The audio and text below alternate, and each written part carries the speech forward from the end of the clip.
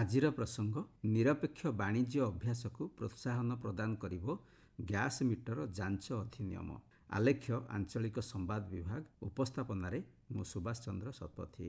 ଭାରତ ସରକାରଙ୍କ ଖାଉଟି ବ୍ୟାପାର ବିଭାଗ ଲିଗାଲ ମେଟ୍ରୋଲୋଜି ନିୟମ 2011 ଅଧୀନରେ ଗ୍ୟାସ୍ ମିଟର ଯାଞ୍ଚ ସଂକ୍ରାନ୍ତ ଚିଠା ନିୟମାବଳୀ ପ୍ରସ୍ତୁତ କରିଛି।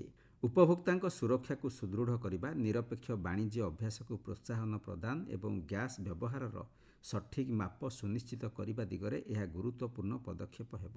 ଏହି ନିୟମ ଅନୁଯାୟୀ ଘରୋଇ, ବାଣିଜ୍ୟିକ ଏବଂ ଶିଳ୍ପ ଉଦ୍ଦେଶ୍ୟରେ ବ୍ୟବହୃତ ହେଉଥିବା ସମସ୍ତ ଗ୍ୟାସ୍ ମିଟରଗୁଡ଼ିକର ବ୍ୟବହାର ପୂର୍ବରୁ ପରୀକ୍ଷା, ଯାଞ୍ଚ ଏବଂ ଷ୍ଟାମ୍ପିଂ ବାଧ୍ୟତାମୂଳକ କରାଯାଇଛି। ଏହି ଗ୍ୟାସ୍ ମିଟରଗୁଡ଼ିକର ପୁନଃ ଯାଞ୍ଚ ନିୟମ ମଧ୍ୟ ନିର୍ଦ୍ଧାରଣ କରାଯାଇଛି। ଏହାଦ୍ୱାରା ବ୍ୟବହାର ସମୟରେ ଏହାର ସଠିକତା ସୁନିଶ୍ଚିତ ହୋଇପାରିବ। ଏହି ନୂତନ ନିୟମର ମୁଖ୍ୟ ଉଦ୍ଦେଶ୍ୟ ହେଉଛି ଗ୍ୟାସ୍ର ମାପରେ ସଠିକତା, ସ୍ୱଚ୍ଛତା ଏବଂ ବିଶ୍ୱସନୀୟତା ସୁନିଶ୍ଚିତ କରିବା।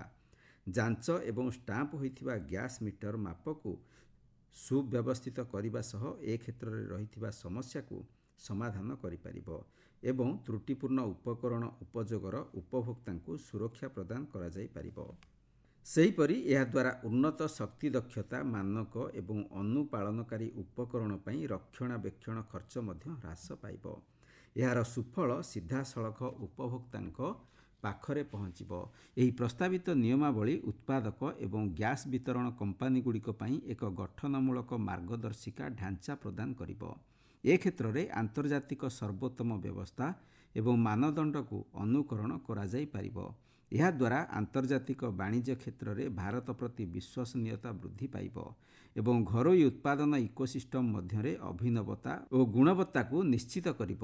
ଉପଭୋକ୍ତା ବ୍ୟାପାର ବିଭାଗର ଲିଗାଲ ମେଟ୍ରୋଲୋଜି ଡିଭିଜନ ସମସ୍ତ ଓଜନ ଓ ମାନଯନ୍ତ୍ର ଗୁଡ଼ିକରେ ସଠିକତା ସୁନିଶ୍ଚିତ କରିବା ପାଇଁ ଏହି ଚିଠା ଅଧିନିୟମ ପ୍ରସ୍ତୁତ ହୋଇଛି। ଏଥିପାଇଁ ଆଞ୍ଚଳିକ ଷ୍ଟାଣ୍ଡାର୍ଡ ଲାବୋରେଟୋରୀ, ଶିଳ୍ପ ବିଶେଷଜ୍ଞ, ଉପଭୋକ୍ତା ସଂଗଠନ ଏବଂ ପ୍ରତିନିଧିଙ୍କୁ ନେଇ ଏକ କମିଟି ଗଠନ କରାଯାଇଥିଲା। ଭାରତୀୟ ମାନକ ବ୍ୟୁରୋ BIS ଏହି ଚିଠା ଅଧିନିୟମକୁ ଯାଞ୍ଚ କରିବା ସହିତ ବୈଜ୍ଞାନିକ ଏବଂ ବୈଷୟିକ ପରାମର୍ଶ ପ୍ରଦାନ କରିଛି। ବିଭିନ୍ନ ସରକାରୀ ଏବଂ ଅଂଶୀଦାରଙ୍କ ମଧ୍ୟରେ ଏହି ଚିଠା ଅଧିନିୟମକୁ ବ୍ୟାପକ ଭାବେ ପ୍ରସାରଣ କରାଯାଇଥିଲା। ସେମାନଙ୍କର ମତାମତ ଏବଂ ବିଶ୍ଳେଷଣକୁ ତର୍ଜମା କରାଯିବା ସହିତ କେତେକ କ୍ଷେତ୍ରରେ ଚୂଡ଼ାନ୍ତ ଚିଠା ଅଧିନିୟମରେ ଅନ୍ତର୍ଭୁକ୍ତ କରାଯାଇଛି।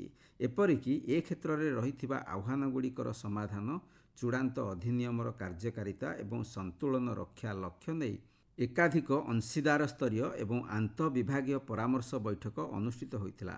ବହୁ ବିଚାର ବିମର୍ଶ, ଆଲୋଚନା, କାର୍ଯ୍ୟକାରୀ କରିବାକୁ ଥିବା କର୍ତ୍ତୃପକ୍ଷଙ୍କ ପରାମର୍ଶ ଆଧାରରେ ଏହି ଚିଠା ଅଧିନିୟମର ଚୂଡ଼ାନ୍ତ ରୂପରେଖ ପ୍ରସ୍ତୁତ କରାଯାଇଛି। ଏହି ପ୍ରୟାସ ବିଶ୍ୱସ୍ତରୀୟ ମାନକ ଅନୁଯାୟୀ ଭାରତର ମାପ ଇକୋସିଷ୍ଟମକୁ ଆଧୁନିକ ସ୍ତରକୁ ଉନ୍ନୀତ କରିବା, ଉପଭୋକ୍ତାଙ୍କ ଆତ୍ମବିଶ୍ୱାସ ବୃଦ୍ଧି ଏବଂ ବଜାରରେ ଦକ୍ଷତା ଓ ସ୍ଥିରତାକୁ ପ୍ରୋତ୍ସାହନ ପ୍ରଦାନ କରିବା ନେଇ ବିଭାଗର ପ୍ରତିବଦ୍ଧତାକୁ ସୂଚାଉଛି। ମେଟ୍ରୋଲୋଜି ହେଉଛି ଏକ ମାପ ବିଜ୍ଞାନ। ଏଥିରେ ତାତ୍ତ୍ୱିକ ଏବଂ ବ୍ୟବହାରିକ ସମସ୍ୟା ନେଇ ଅନେକ ଆହ୍ୱାନ ରହିଥାଏ। ଆଇନଗତ ଦୃଷ୍ଟିରୁ ଦେଖିଲେ ମେଟ୍ରୋଲୋଜି ବିଭାଗର ବ୍ୟାପକତା ବିଭିନ୍ନ କ୍ଷେତ୍ରରେ ଅଲଗା ଅଲଗା ହୋଇଥାଏ। ଆନ୍ତର୍ଜାତିକ ଅଭ୍ୟାସ ଅନୁଯାୟୀ ଲିଗାଲ ମେଟ୍ରୋଲୋଜିର 3ଟି ବ୍ୟାପକ ପ୍ରୟୋଗାତ୍ମକ କ୍ଷେତ୍ର ରହିଛି। ସେଗୁଡ଼ିକ ହେଉଛି ବାଣିଜ୍ୟିକ କାରବାର, ଜନସ୍ୱାସ୍ଥ୍ୟ ସୁନିଶ୍ଚିତ କରିବା ପାଇଁ ଆବଶ୍ୟକ ମାପ ଏବଂ ମାନବ ନିରାପତ୍ତା ଓ ଶିଳ୍ପ କ୍ଷେତ୍ର ପାଇଁ ବ୍ୟବହୃତ ମାପ ଯନ୍ତ୍ରପାତି। ଖାଉଟି ବ୍ୟାପାର ଖାଦ୍ୟ ସୁରକ୍ଷା ମନ୍ତ୍ରଣାଳୟ ଅଧୀନରେ କାର୍ଯ୍ୟକାରୀ ହେଉଥିବା ଖାଉଟି ବ୍ୟାପାର ବିଭାଗ ମୂଲ୍ୟ ଉପଲବ୍ଧତା ନିରୀକ୍ଷଣ ପାଇଁ ନୀତି ପ୍ରଣୟନ କରିଥାଏ। ଓଜନ ଏବଂ ମାପ କ୍ଷେତ୍ରରେ ଖାଉଟି ବ୍ୟାପାର ବିଭାଗ ମାର୍ଗଦର୍ଶନ, ସମନ୍ୱୟ ଏବଂ ତଦାରଖ ଦାୟିତ୍ୱ ନିର୍ବାହ କରିଥାଏ। ଏ କ୍ଷେତ୍ରରେ ବିଭିନ୍ନ ଦାୟିତ୍ୱ କେନ୍ଦ୍ର ଏବଂ ରାଜ୍ୟ ସରକାରଙ୍କ ମଧ୍ୟରେ ବଣ୍ଟନ କରାଯାଇଛି।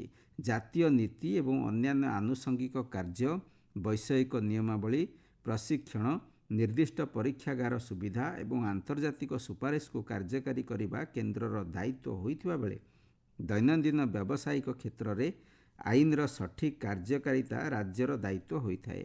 ଭାରତ ସରକାରଙ୍କ ଖାଉଟି ବ୍ୟାପାର ବିଭାଗ ଦ୍ୱାରା ନିଆଯାଇଥିବା ଏଭଳି ପଦକ୍ଷେପ ଦେଶରେ ଅର୍ଥନୀତି ତଥା ଅଭିବୃଦ୍ଧି କ୍ଷେତ୍ରକୁ ଅଧିକ ପ୍ରୋତ୍ସାହନ ପ୍ରଦାନ କରିବ।